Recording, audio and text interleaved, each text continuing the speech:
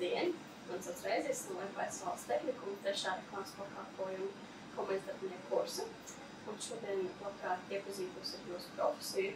Varbūt varat uzreiz īsi iepazīstināt ar sevi un sniegt kādu īsu informāciju par to, ko darat, par savu profesiju. Labdien! Es esmu Māris Egmants. Šobrīd esmu valdes loceklis Sijā Vindrausa. Sijā Vindrausa Liepāja nodarbojās turismu un sabiedriskās ēdināšanas jomā. Šobrīd mēs atrodamies arī vienā no struktūra vienībām, kas ir kafejnīca Kupu Zirgsalā, kas darbojās no pagājušā gada, kas ir izveidota kopā ar laivu nomu, kas darbojas vairāk vasaras sezonā. Tad vēl ir uzņēmumam ir viesnīcas pakalpojumi, arī viesnīcas Vindraus Liepājā. Un Liepājas parkā ir arī tirdzniecības kiosks, kas arī darbojas sezonāli. Un kad pirmo reizi sākāt interesēties par šo uzņēmējdarbības jomu? Principā uzņēmējdarbībai esmu paralēli gājis jau no bērnu kājas, varētu teikt, no 6 gadu vecuma, kad sāku tirgot vecāku izaudzēto lauksaimniecības produkciju. Tie bija gan mani ienākumi, tālāk jau tas bija pamatdarbs, lai varētu atļauties studijas. Pēc studijām mazliet pametu uzņēmējdarbību, strādāju valsts sfērā, un tad atkal pamazām atgriezos atpakaļ uzņēmējdarbībām. Tad vai šīs studijas bija tās, kas ietekmēja vairāk vai mazāk šo izvēli arī šobrīd nodarboties ar uzņēmējdarbību? Nē, esmu visu laiku sevi pilnveidojis un meklējis, izmācījos par datoru speciālistu, strādāju arī par šajā nozarē, paralēli arī ieguvu izglītības grādu un strādāju par pedagogu, gan Liepājas pirmajā ģimnāzijā, gan vakar Maiņu vidusskolā. Paralēli strādājot, izaugu par Liepājas pilsētas akustuma īpašuma pārvaldes vadītāju, kur novadīju 13 gadus. Un tad, tā kā man ir visu laiku jāmainās, kaut kas jāmācās, es uz vietas sēdēt nevaru, tāpēc arī atgriezos tagad, jau tā uzņēmējdarbība atkal mainot savu sfēru. Kādi ir no šī uzņēmēja profesijas vērtīgākiem aspektiem? Principā tas, kas man visvairāk patīk, tas ir tas, kad ir visu laiku kaut kas jauns, jo arī mēs visu laiku savā uzņēmumā kaut ko visu laiku papildinām katru gadu, jo tas rada interesantumu darbam, nav rutīna, var sevi pilnveidot, un tas ir tas galvenais. Varbūt jūs padalīties ar kādu neaizmirstamāko pieredzi vai projektu, kas tiešām būtiski ietekmējis šo ceļu uzņēmējdarbībā? Lielākā, teiksim tā, pieredze tiešām šī kafejnīcas Kups, ko mēs esam izveidojuši, jo viņa bija sarežģīta, jo Zirgsala ir Natūras teritorija, līdz ar to skaņojumu ar vides pārvaldi, ir vēl bijušas citas idejas, ko šeit varētu darīt, kuras pagaidām vismaz neatļauj vides pārvalde un citas normatīvie akti, un tiešām šeit bija liels darbs, līdz nav liela kafejnīca, bet visus šos saskaņot, tāpatās izveidot šīs publiskās laipas, kas finanses pienesumu varbūt tās uzņēmumu nenes, bet rada papildus vērtību.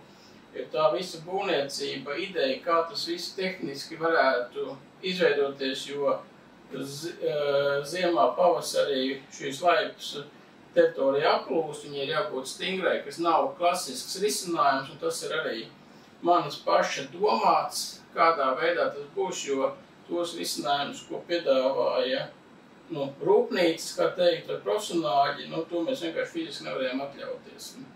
Bet laipas ir uzstāvējuši 3 gadus, un tātad mans risinājums ir labs. Kā jūs esat un tiekat informēts par kādām tādām jaunākajām tendencēm un sasniegumiem savā jomā? Principā informē maz, jo pārsvarā ir jāsako līdz pašam. Šobrīd to lielāko daļu dod internets. Un, protams, arī par tendencēm visām, kas ir šeit turismu nozarē, var iegūt tikai pašiem ceļojot, apskatot citas valstis, aizbraucot uz jebkuru lielāko Eiropas turismu metropoli, mēs ieraudzīsim jaunākās vietas, gan kas ir paredzētas sabiedriskai ēdināšanai, gan arī kā viesnīcās. Tas var būt, tāpēc ir jāceļo, jāstāsta, ko dara citi, un nav jākaunās no špikošanas. Jā, uzņēmējdarbība noteikti ir tā sfēra, kur ir ļoti daudz izaicinājumu. Un ar kādiem izaicinājumiem esat saskāries šajā jomā un kā tad tos pārvarējāt? Galvenajā tiešām ir šis likumdošana, un tur nav variantu, viņi ir jālasa, jāmeklē un, principā, jāatrod risinājums, kā likumu var pakļaut savām vēlmēm, jo neviens ierēdnis tev nepalīdzēs, bet tas ir pašam jālasa vai jāalgo jurists, kurš var palīdzēt izburties cauri normatīviem aktiem. Vai ir bijis kāds laiks visā karjerā, kad ir bijis jāpieņem tiešām smags un grūts lēmums, un kā ar to tikt galā? Pagājušā gada jūnijas, es domāju, bija man tāds lielākais izaicinājums, jo es pieņēmu lēmumu pilnībā aiziet no valsts atmaksāta darba un viss nodoties uzņēmējdarbībai, un tas tomēr ir ģimene, ir pārējās vajadzības, kuras ir jānodrošina, un tev ir jāspēj saplānot, sarēķināt tā, lai tu viņi neciest. Un tas ir tas, lielākais izaicinājums, kura arī tiešām ir vairāk kā 20 gadi pavadīt valsts pārvaldē, no tās atteikties un sākt pilnībā 100% savu. Kā jūs saglabājat darbu un privātās dzīves līdzsvaru, esot par uzņēmēju, tā tomēr joma, kur ir jābūt 24/7? Tas ir. Vasarā, kad ir šī turismu sezona, kad ir lielākais, tad ir iesaistīta visa ģimene, un līdz ar to privātās sfēras sajaucās kopā ar uzņēmējdarbību, jo darbojās visi, un visiem ir jādarbojās.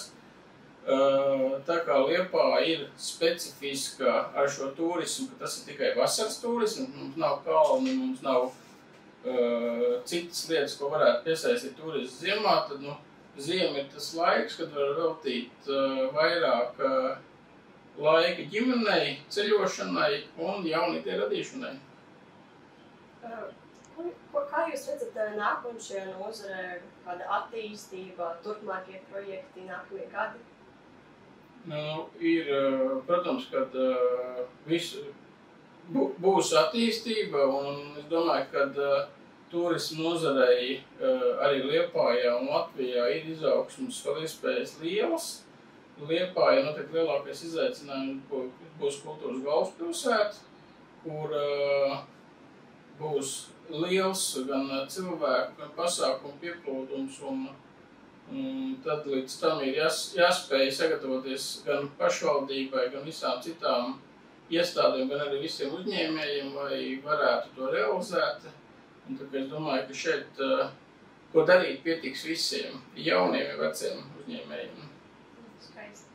Un kādu padomu jūs sniegt cilvēkiem, kur vēlas sev pilnveidot vai ienākt biznesa pasaulē?